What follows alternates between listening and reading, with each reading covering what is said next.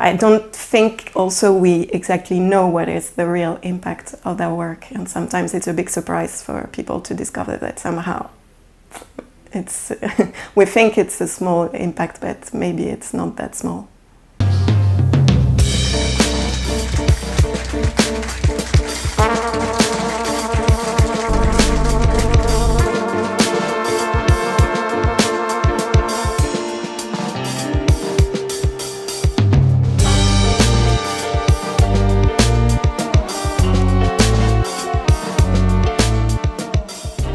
I'm running an organization called The Green Room, and we work with environmental and social change in the music industry, and sometimes also with other cultural sectors. Our main work is to work with artists and technicians around environmental issues, especially around low carbon touring. And we also work with different organizations, venue, projects on those issues.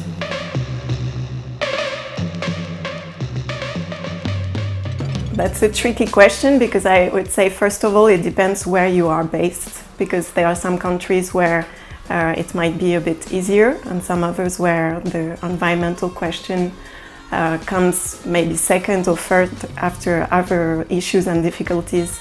When you are, for instance, in a territory where you already have the effects of climate change, but you already have also the effects of depending on Western markets and having difficulties to get visa, and having already a lot of obstacles for mobility. And in Europe, I would say that if you are in the UK, those issues have been integrated in the way you work since quite a while. For instance, in England or in Scotland, when you get public funding, you already have to do your carbon footprint calculation, and you also have to have an action plan to reduce your emissions. Some also already work on adaptation to climate change, which is another issue that is quite important. It means how are we going to work while temperatures are still rising? So how is it going to change the way we work? How do we adapt our venues when it's 40 degrees outside and you still want to organize a concert in conditions that are livable for the audience and the artists? So there are those issues linked to the geographical place you are in, I would say. And then if I take the example of France, for instance, I think we lack a global vision for culture. It exists a bit for the sports sector, for instance. They have a charter with clear goals and clear engagements for environmental issues in the sports sector. But in culture, it's still quite... there are a lot of initiatives, but we lack a global vision and action plans, and how do we manage to respect the goals that we have.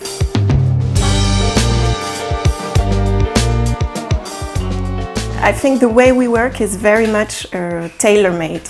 So it's not, we have of course some kind of toolkit with some solutions that we know that work, that we have experimented.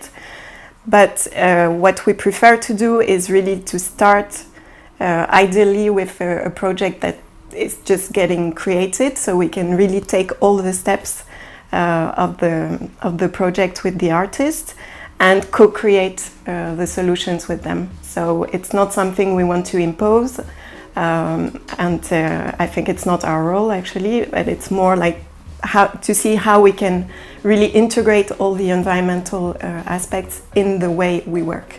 So in all the steps, like even looking for public funding, so adding a line in the budget, the way you look for a residency,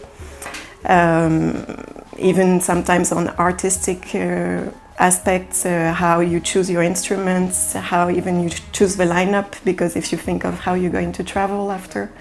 So it's all those aspects, but that's mainly the decision of the band and the stakeholders around them. And we are here just to facilitate the process, I would say. And then we also facilitate the communication between the artists or the agents when they have one, the managers and the bookers and the promoters, the festivals, the venues, to make sure that the requirements are met.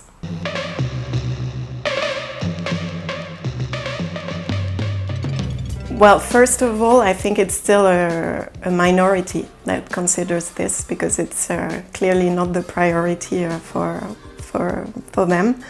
And when they do, sometimes they're a bit lost, because it's difficult to get access to information on what can be really effective, what kind of measures you can take, what kind of steps you can take. And also when it comes from them, but they are working with artists that are not convinced, that's a very big issue.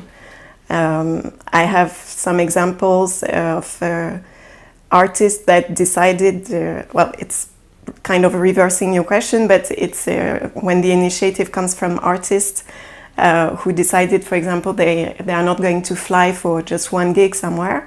For some of them, it was a decision that they made, but it closed them some doors. So, for example, they couldn't get a label or a booker because they said we're not going to work with you if you don't want to go for one gig to Japan or something. So for some agents or producers, this would mean putting their artists in danger somehow if they would push them to do something they don't want to. So it's a bit tricky, tricky position sometimes. So it's always a question of balance, how you can really try to convince the artists you are working with that it's an issue they have to take into consideration, even considering future funding, for example, that is probably going to be quite linked to eco-conditionality. But at the same time,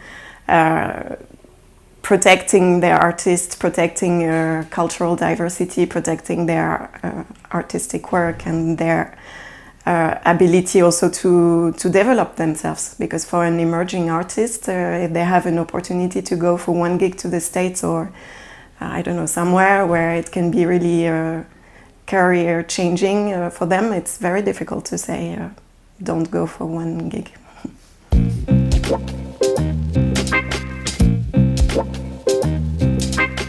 Which artist are we talking about?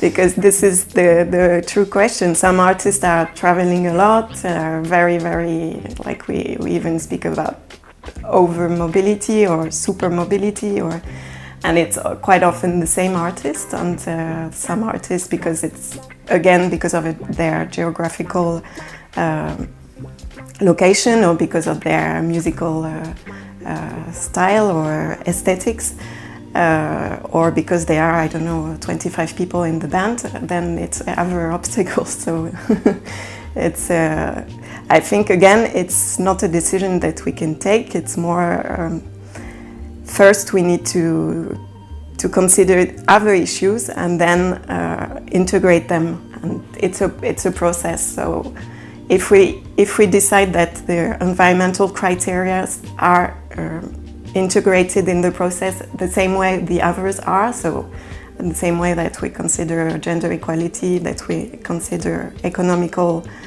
social criteria, artistic criteria, of course, then maybe we can have this balance. And there's, of course, a big role to be played by local authorities and by the states, because it takes, money to. For instance, if you decide you're going to travel by train, it's going to cost you more money. Who has to pay for that? And this kind of questions that obviously we cannot solve as the music sector.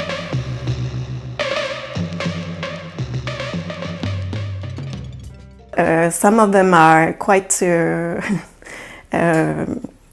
brave, I would say, in the way they address that. I have the example of an ensemble who decided they're going to tour by bike, but they don't really have experience with biking, so I think it's going to be quite funny.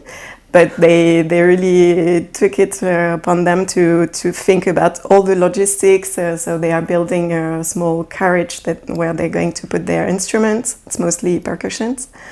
And they're going to talk to the venues to rent bikes.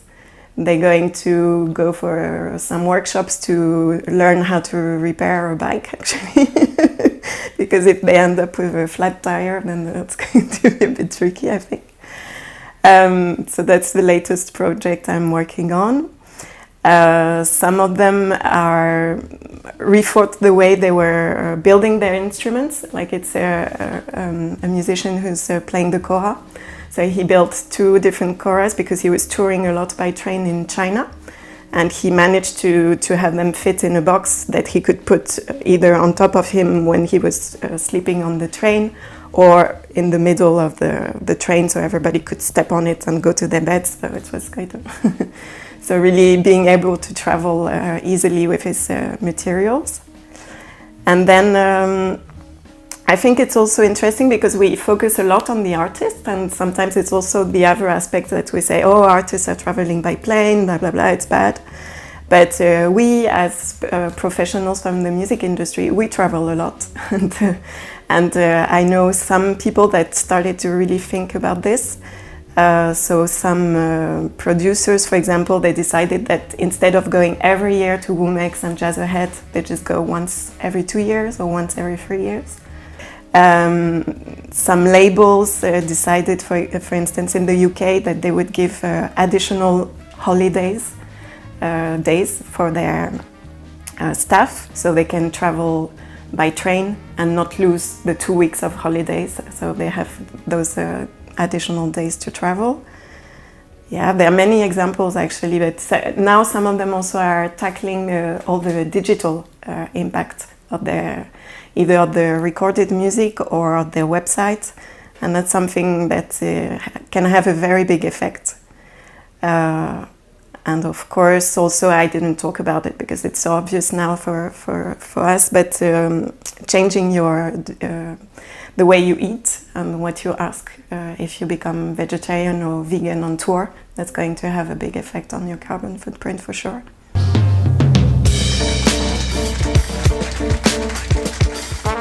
We hear that a lot. We hear that even for the whole cultural sector, saying like the social value of culture is so important that we shouldn't have to deal with environmental things. Well, the first thing is like if we want to continue working, we have to take this into account because that's quite simple. We cannot pursue the way we were working before and hope to still be able to tour, to have gigs, to have those encounters, those European projects and meetings together. And just like every other industry, everyone has a role to play. So that's very much the reason behind it is just that you cannot escape from it. And also I think there's this capacity to convince other people and to reach to audiences and to reach to other artists and to convince. So I'm not saying that that's the role of artists, but I'm saying they have this power if they want to, and that's something that can be really interesting, especially if we talk about the improvised music or jazz sector, which is quite a small network where people really interact a lot, know each other a lot, and maybe can interact with other networks and kind of be maybe a leader even on this subject by changing some of the habits, because I don't think also we exactly know what is the real impact of their work, and sometimes it's a big surprise for people to discover that somehow it's we think it's a small impact, but maybe it's not that small.